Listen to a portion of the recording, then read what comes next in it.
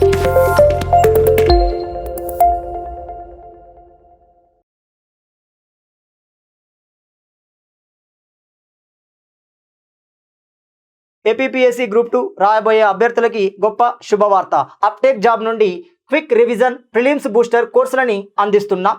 Indian society, Indian history, Indian geography, AP geography, world జోగ్రఫీకి సంబంధించిన ఒక్కొక్క కోర్సు విలువ 49 రూపాయలు మాత్రమే. వీటన్నిటికి విలువ కేవలం 199 రూపీస్కే అందించబడుతుంది. గ్రూప్స్కు సంబంధించి జనరల్ స్టడీస్లో అతి ముఖ్యమైన అంశాలలో ఒకటి ఇండియన్ హిస్టరీ. దీనికి సంబంధించి షార్ట్ నోట్స్ని ప్రారంభిద్దాం. భారతీయ చరిత్రను గమనిస్తే, అంటే ప్రాచీన భారతీయ చరిత్ర మరియు మధ్యయుగ భారతీయ చరిత్రను గమనిస్తే, భారతదేశ చరిత్ర మొత్తంలో మనం మతం ఆధారంగా తీసుకుంటే 3 రకాల మతాలు భారతదేశాన్ని పరిపాలించాయి. మొట్టమొదటిసారిగా మనకి ఆర్య నాగరికత పతనానంతరం మనకు భారతీయ చరిత్రలో 2 నాగరికతలు కనబడతాయి. ఒకటి సింధూలోయ నాగరికత, సింధు దాని పరిసరాలలో ఏర్పడిన నాగరికత. 2 ఆర్య నాగరికత అంటున్నాం. ఈ 2 నాగరికతల అనంతరం క్రమంగా మహాజనపదాలు ఏర్పాటు చేయబడ్డాయి. మహాజనపదాలే క్రమంగా రాజ్యాలుగా అవతరించడం జరిగింది. ఈ రాజ్యాల యొక్క పరిపాలన మొదటగా హిందూ మతస్థుల చేత ప్రారంభించబడింది. అంటే మతం ఆధారంగా భారతదేశాన్ని మనకు 3 ప్రముఖ మతాలు పాలించాయి. మొట్టమొదటిసారిగా హిందువులు పాలించారు, ఆ తర్వాత మహమ్మదీయులు పాలించారు, ఆ తర్వాత చివరగా మనకు క్రైస్తవులు పరిపాలించడం జరిగింది. మరి వీటికి సంబంధించి ముఖ్యంగా హిందూ రాజ్యాలకు సంబంధించి ఆ హిందూ రాజ్యాలు మనకి మగధ రాజ్యం నుండి రాజపుత్ర రాజ్యం వరకు ఓవర్వ్యూగా తీసుకున్నాం.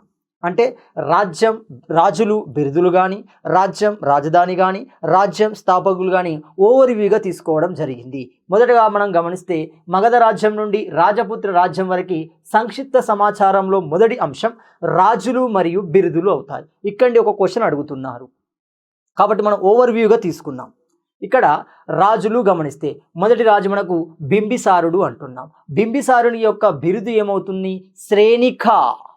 శ్రేణిక అనే బిరుదు మనకి బింబిసారునికి సంబంధించి ఉండడం జరిగింది. రెండోది అజాతశత్రు అంటున్నాం. హర్యాంక వంశానికి సంబంధించిన స్థాపకుడుగా బింబిసారుడు ఉంటాడు. మగధ రాజ్యాన్ని పరిపాలించిన మొట్టమొదటి వంశమే హర్యాంక వంశం అవుతుంది. అందులో రెండవ వాడు మనకి అజాతశత్రువు కనబడుతున్నాడు. అజాతశత్రువు యొక్క బిరుదు కునిక అంటున్నాడు. అజాతశత్రు బిరుదు కునిక అంటున్నాడు. ఇతడే పాటలీపుత్రానికి స్థాపన చేయడం జరుగుతుంది. ప్రారంభం చేసిన వ్యక్తి, పునాది వేసిన వ్యక్తి అజాతశత్రువు అవుతాడు. ఉదయుని కాలంలో పాటలీపుత్రం పూర్తిగా నిర్మించబడుతుంది. నెక్స్ట్ మూడో వ్యక్తి మనకి మహాపద్మానందుడు అవుతున్నాడు. దేశ చరిత్రలోనే క్షత్రియ వంశం కాకుండా నాన్ క్షత్రియన్, నాన్ బ్రాహ్మిన్ అంటాం చూడండి. బ్రాహ్మణ వర్గం, క్షత్రియ వర్గం కాకుండా రాజ్యానికి రాజైన మొట్టమొదటి వ్యక్తి, శూద్ర వర్గానికి సంబంధించిన వ్యక్తి మహాపద్మానందుడు అవుతాడు. Very very important. అలాంటి మహాపద్మానందుడి యొక్క బిరుదులు గమనిస్తే ఏకవీర, సార్వభౌమ, ఉగ్రసేన అనే బిరుదులను కలిగి ఉన్నాడు. నెక్స్ట్ బిందుసారుడు అంటున్నాం. బిందుసారుని యొక్క బిరుదు గమనిస్తే అమిత్రఘాత్. ఇక్కడ కన్ఫ్యూజ్ కావద్దు. మగధ రాజ్యాన్ని పరిపాలించిన మొదటి వంశం హర్యాంక. ఆ హర్యాంక వంశానికి స్థాపకుడు బింబిసారుడు అవుతాడు. ఇక్కడ బిందుసారుడు ఎవరు అంటే అశోకుని యొక్క తండ్రి అశోకుని యొక్క తండ్రి అవుతున్నాడు. ఇక్కడ బిందుసారుని యొక్క బిరుదు అమిత్రఘాత్. ఇది గ్రీకులు ఇవ్వడం జరిగింది. రెండవది మన అశోకుడు అంటున్నాం. అశోకుడు గమనిస్తే భారతీయ చరిత్రలో చెప్పుకోదగిన రాజులలో మొదటి వరుసలో ఉండే రాజు అశోకుడు. అశోకుని యొక్క బిరుదులు దేవానాం ప్రియ ఒకటో బిరుదు, ప్రియదర్శిని రాజా రెండో బిరుదు, రాజన్య అశోక అంటున్నాం. కనగనహల్లి, కర్ణాటకలోని కనగనహల్లి గుహలలో మనకి రాజన్య అశోక అనే పేరు కనబడడం జరుగుతుంది. దేవానాం ప్రియ, దేవతలకు ప్రియమైన వాడా, ప్రియదర్శిని రాజా అంటున్నాం. ప్రియదర్శిని రాజా అంటున్నాం. మీరు ఇక్కడ వర్ధమాన మహావీరుని యొక్క కూతుర్ని గమనిస్తే మనకు కనబడుతుంది. ప్రియదర్శిని రాజా అంటున్నాం. మొదటి చంద్రగుప్తుడు, మొదటి చంద్రగుప్తుని యొక్క బిరుదు మహారాజాదిరాజా అంటాం. మహారాజాదిరాజా మొదటి చంద్రగుప్తుని యొక్క బిరుదు. సముద్రగుప్తుని యొక్క బిరుదును గమనిస్తే కవిరాజు అంటున్నాం. మొత్తం గుప్త వంశంలోనే కవిరాజుగా పేర్కొనబడిన వ్యక్తి సముద్రగుప్తుడు అంటున్నాము. ఇతని యొక్క మరొక పేరు ఇండియన్ నెపోలియన్ స్మిత్ ఇవ్వడం జరిగింది. ఏవి స్మిత్ ఏమన్నాడు? సముద్రగుప్తుని ఇండియన్ నెపోలియన్ అంటున్నాడు. రైట్. ఇండియన్ షేక్స్పియర్ అని కాళిదాసును అన్న వ్యక్తి కూడా స్మితే అవుతాడు, గుర్తుంచుకోవాలి. నెక్స్ట్ రెండవ చంద్రగుప్తుడు అంటున్నాం. రెండవ చంద్రగుప్తుని గమనిస్తే శఖారి మొదటి బిరుదు, శకారి, 2 దేవగుప్త, 3 విక్రమాదిత్య, 4 సాహసాంక, 5 పరమభాగవత, 6 సింహవిక్రమ. సింహవిక్రమ పేరుతో నాణాలను ముద్రించిన వ్యక్తి కూడా 2వ చంద్రగుప్తుడు అవుతాడు. Very very important. శకారి, శకులను పారదోలిన వాడా, శకారి అవుతున్నాడు. నెక్స్ట్ కనిష్కుడు అంటాం, వెరీ వెరీ ఇంపార్టెంట్. కనిష్కుడిని మనము దేవపుత్ర అంటున్నాం. 2వ బిరుదు సీజర్ అంటున్నాం. 3వ బిరుదు 2వ అశోక అంటున్నాం. ఇక్కడ క్లియర్గా గమనించండి. అశోకుని తర్వాత బౌద్ధ మతానికి అంత ప్రాధాన్యత ఇచ్చిన వ్యక్తి, అంత విశిష్టతను కల్పించిన వ్యక్తి కనిష్కుడు. ఇతన్ని 2వ అశోకుడు అంటున్నాం. అదేవిధంగా ఇక్ష్వాకుల కాలంలో కూడా ఉంటాడు చూడండి. రైట్, ఇక్ష్వాకుల కాలంలో మనకి దక్షిణాది అశోకుడు కూడా ఉండడం జరుగుతుంది. ఇక్ష్వాకుల యొక్క మొత్తం 7 రాజులు, మనకు శాసనాలలో కనబడేది 4 రాజులు. ఆ 4 రాజుల్లో కూడా మనకి దక్షిణాది అశోకుడు కనబడతాడు. సో కనిష్కుడు 2వ అశోకుడిగా పిలువబడ్డాడు. కనిష్కపురం నిర్మించిన వ్యక్తి కూడా కనిష్కుడు అవుతాడు. హర్షుడు అంటున్నాం. హర్షుడి యొక్క బిరుదు శీలాదిత్య, నెక్స్ట్ మహేశ్వర, ఏకాదిరాజ, పరమభట్టారక అంటున్నాం. ఇలాంటి బిరుదులు మనకి హర్షుడికి సంపాదించడం జరుగుతుంది. అంటే హిందూ రాజ్యాలను మనం మొదటగా తీసుకున్నాం. రాజులు వారి యొక్క బిరుదులు మనకు హిందూ రాజ్యాలకు సంబంధించి గమనించాము. నెక్స్ట్ గమనిస్తే ఈ రాజులకు సంబంధించిన బిరుదులలో ఒక్కొక్కరు ఒక్కొక్క బిరుదు ఇచ్చారు. గమనిస్తే అక్కడ ఇంపార్టెంట్ గమనిస్తే సముద్రగుప్తునికి ఇండియన్ నెపోలియన్ అన్నవారు ఎవరు? విన్సెంట్ స్మిత్ అవుతున్నాడు. విన్సెంట్ స్మిత్ మనకు సముద్రగుప్తుని ఇండియన్ నెపోలియన్గా కీర్తించడం జరిగింది. బిందిసారుడికి అమిత్రఘాత్. అమిత్రఘాత్ అంటే అర్థం ఏంటి? శత్రు సంహారి అని అర్థం. ఈ బిరుదుని ఇచ్చిన వ్యక్తులు గ్రీకులు అవుతున్నారు. మౌర్య చంద్రగుప్తునికి గ్రీకులు షాండ్రకోటస్ అంటున్నాం చూడండి.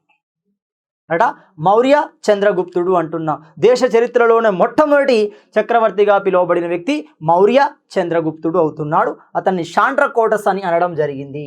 నెక్స్ట్ గమనిస్తే మరి ఈ రాజ్యాలకు సంబంధించి హిందూ రాజ్యాలకు సంబంధించిన ముఖ్యమైన గ్రంథాలను గమనిస్తే ఇక్కడిని మళ్ళీ ఒక క్వశ్చన్ అడుగుతున్నారు. ఇది మ్యాక్సిమం మనకి మ్యాచ్ ద ఫాలోయింగ్స్లో అడుగుతారు, లేదంటే which is the true statement or wrong స్టేట్మెంట్లో అడిగే అవకాశాలు ఎక్కువ. గమనిస్తే ఇక్కడ మెగస్తనీస్ అంటాం. మెగస్తనీస్ ఏం గ్రంథం రాశాడు?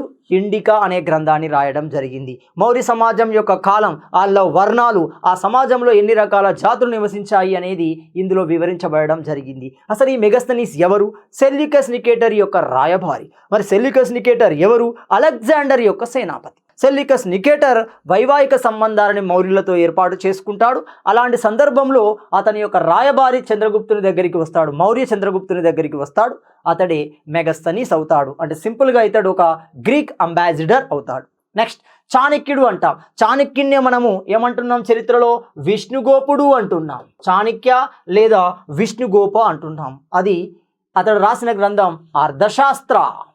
నెక్స్ట్ పాహియాన్ అనే వ్యక్తి చైనాకు సంబంధించిన ఒక బుద్ధిస్ట్ స్కాలర్. ఆ బుద్ధిస్ట్ సన్యాసి మనకి పౌరలోకి, దాన్ని మనం పోకోకి అంటాం చూడండి. పోకోకి లేదా పౌరలోకి గ్రంథాన్ని రాసింది పాహియాన్. హుయాన్సాంగ్ కూడా చైనా దేశానికి చెందిన ఒక బుద్ధిస్ట్ మాంక్. ఈ బుద్ధిస్ట్ మాంక్ రాసిన గ్రంథమే సియూకి అంటున్నాం. సియూకి. నెక్స్ట్ శూద్రకుడు రాసిన గ్రంథం మృచ్ఛకటిక శూద్రకుడు రాయడం జరిగింది. పాణిని అష్టాధ్యాయి మనకి గుప్తుల కాలంలో కనబడతారు. పాణిని రాసిన గ్రంథం అష్టాధ్యాయి అవుతుంది. నెక్స్ట్ గమనిస్తే పాలకాశ్యప మనకి ఏం చేశాడు? పశు వైద్య గ్రంథాన్ని రాయడం జరిగింది. పశువులకు సంబంధించిన వైద్య గ్రంథాన్ని రాశాడు. ఆ గ్రంథమే హస్తాయుర్వేద అంటున్నాం. క్వశ్చన్ చాలా సందర్భాల్లో అడిగారు. కింది వారిలో హస్తాయుర్వేద దేని గురించి వివరిస్తుంది అంటే జీవాల గురించి, జీవులకు సంబంధించిన వైద్యం గురించి వివరించడం జరుగుతుంది. దాన్ని మనం వెటర్నరీ సైన్స్ అంటాం చూడండి. పాలకాశ్యప. నెక్స్ట్ కామాంధకుడు రాసిన గ్రంథమే నీతి శాస్త్రం. ఈ నీతి శాస్త్రం రాజనీతికి సంబంధించింది. రాజు తన పరిపాలనలో భాగంగా ప్రజల పట్ల పరిపాలనలో ఎలాంటి విధానాలను అనుసరించాలి, రాజనీతి గ్రంథమే నీతి శాస్త్రం అవుతుంది. రాసిన వ్యక్తి కామాంధక అవుతున్నాడు. అమరసింహుడు అమరకోశం అంటున్నాం. Very very important. అమరకోశం అనేది ఒక నిఘంటువు అవుతుంది. మరి ఏ భాషకు సంబంధించిన నిఘంటువు అంటే సంస్కృత భాషకు సంబంధించిన మొట్టమొదటి నిఘంటువే ఈ అమరకోశం అవుతుంది. వాగ్భటుడు రాసిన గ్రంథం అష్టాంగ సంగ్రహ అంటున్నాము. ఈ అష్టాంగ సంగ్రహ ఏం తెలియజేస్తుంది అంటే శరీర ధర్మశాస్త్రాన్ని తెలియజేయడం జరుగుతుంది. The physical feature of human body అంటాం చూడండి. సో ఈ శరీర ధర్మశాస్త్ర గ్రంథమే అష్టాంగ సంగ్రహ అవుతుంది. సుశ్రుతుడు అంటున్నాం, సుశ్రుత ఇతడు సర్జరీల గ్రంథాన్ని రాయడం జరుగుతుంది. Surgery, how to conduct A surgery, so what type of instrument, surgery చేసేటప్పుడు ఉపయోగించే ఇన్స్ట్రుమెంట్, దాని యొక్క పేర్లు మనకు ఈ గ్రంథంలో కనబడతాయి. అదే సుశ్రుత సంహిత అంటున్నాం చూడండి. అంటే భారతదేశంలో మనకు కనబడుతున్న మొట్టమొదటి సర్జరీకి సంబంధించిన పితామహ మనకి సుశ్రుతుని గమనించడం జరుగుతుంది. ఆ బ్లేడ్, ఆ సీజర్, ఆ బ్యాండేజ్ వంటి వస్తువుల సమాచారం మనకు ఇందులో కనబడుతుంది.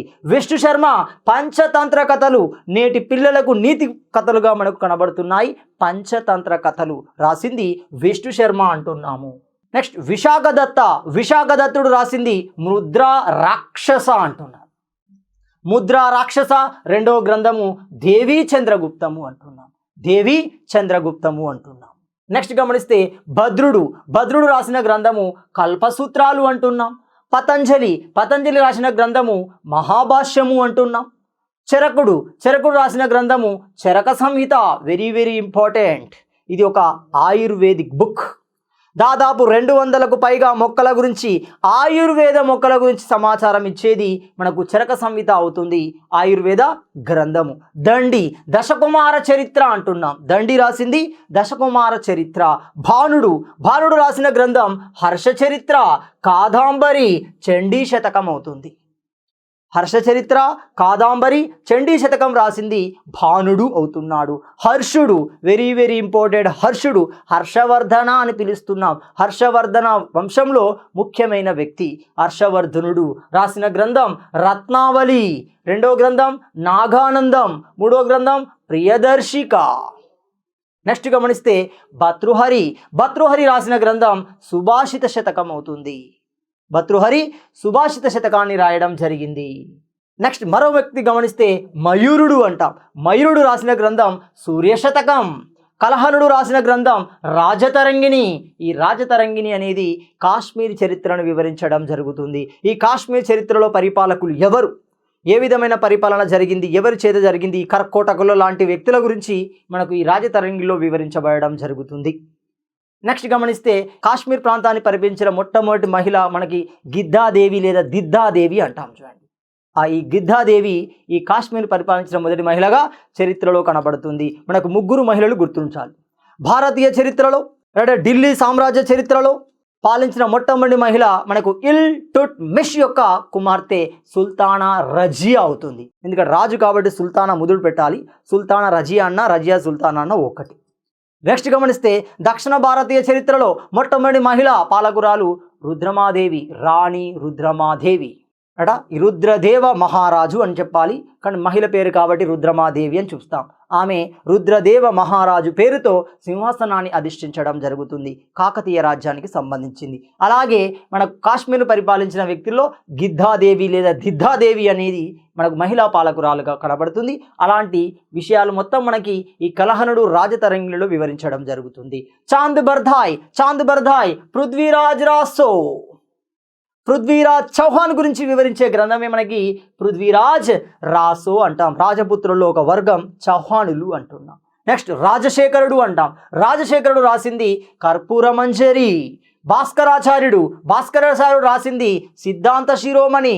ఈ సిద్ధాంత శిరోమణి గ్రంథం ఖగోళంపై రాయబడిన గ్రంథం అవుతుంది. It is a astronomical book.